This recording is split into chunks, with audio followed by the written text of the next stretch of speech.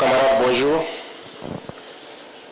Nous sommes donc au dernier mois du premier semestre de l'année 2025. Je souhaite donc qu'on puisse utiliser ce mois pour commencer à réfléchir aux perspectives du deuxième semestre et voir qu'est-ce qui a marché dans nos administrations et qu'est-ce qui n'a pas marché. Et comme vous le constatez, ce matin donc, nous venons donc de monter les couleurs avec l'hymne de la Confédération, ce qui est encore un pas que nous effectuons dans notre union. Ce qui n'est pas sans difficulté, parce que l'unité est dure, surtout en Afrique. C'est difficile de s'unir. Mais c'est la solution, il faut qu'on s'unisse. Petit à petit, l'AES poursuit son bonhomme de chemin, malgré toutes les difficultés, tous les défis devant nous. Si j'étais naïf, j'allais me poser la question, mais pourquoi les impérialistes ne veulent pas de cette union? Mais je ne suis pas naïf, je sais pourquoi. Et c'est la même question que ceux-là qui ont tendance encore à dormir doivent se poser. Pourquoi ils ne veulent pas qu'on s'unisse? Pourquoi la Confédération fait tant peur ou fait mal à certains?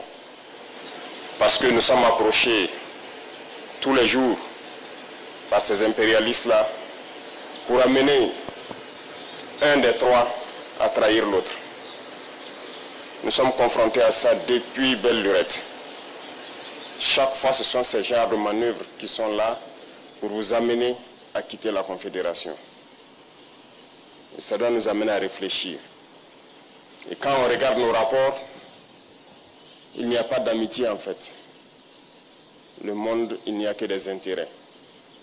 Les gens ne viennent vers nous que pour leurs intérêts. Il faut qu'on soit bien conscient de cela. On va nous combattre, on continuera à nous combattre, mais nous sortirons victorieux et forts. Ces situations que nous vivons, nous ne devons pas les prendre et nous apitoyer sur nous-mêmes. Au contraire, ça doit nous renforcer. On doit sortir très fort de cette guerre, comprendre le pourquoi on nous a tant assaillis, se forger et faire en sorte que dans les siècles à venir, nous ne connaissons pas ce genre de situation. C'est ce qu'il faut avoir à l'idée. Donc j'invite tout un chacun à redoubler d'efforts parce que le Burkinabé est connu comme quelqu'un de très courageux, très travailleur, très résilient. Et ces valeurs-là, nous devons travailler donc à les améliorer. Partout où vous partez en Afrique ou dans le monde ailleurs, vous trouverez des Burkinabés. Et ce sont ces valeurs-là qui qualifient, qui identifient le Burkinabé. Donc nous devons tout mettre en œuvre pour être des hommes intègres, comme le nom du pays le dit, être des gens courageux, résilients, pleins d'abnégation et redoubler d'efforts dans tout ce que nous faisons pour le bonheur du Burkina, mais pour le bonheur aussi de notre confédération. Ça, c'est très important. Et une fois que nous avons atteint un certain niveau, vous comprendrez encore mieux pourquoi on nous combattait.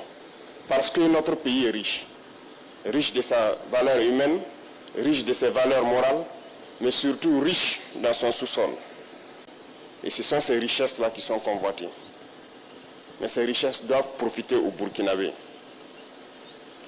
Rien n'a encore commencé en termes d'exploitation des ressources naturelles et de rétribution donc, au niveau des masses populaires. Nous pouvons changer le visage de notre pays, nous pouvons quitter cette situation de sous-développement et nous retrouver très vite un pays émergent. Il suffit de travailler. Il faut que chacun s'y mette. Autant les combattants se sacrifient au front, il faut que dans l'administration, nous arrivions à nous sacrifier aussi. Il faut que nous puissions faire en sorte de travailler au-delà de ce que nous avons l'habitude de faire, de pousser nos capacités plus loin, parce que, comme je le disais, il faut qu'on aille très vite. Et c'est en allant vite qu'on peut surprendre ceux-là qui cherchent à nous diviser, ceux-là qui cherchent à nous maintenir dans notre situation de pauvreté. Le Burkina n'est pas pauvre. Je vous le dis, je vous le répète, on est très riche.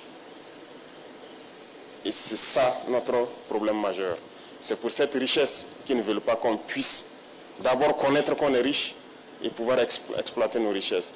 Et au-delà du Burkina, le Sahel tout entier est riche, immensement riche. Et je sais que vous le savez tous. Le Sahel ne restera pas pauvre.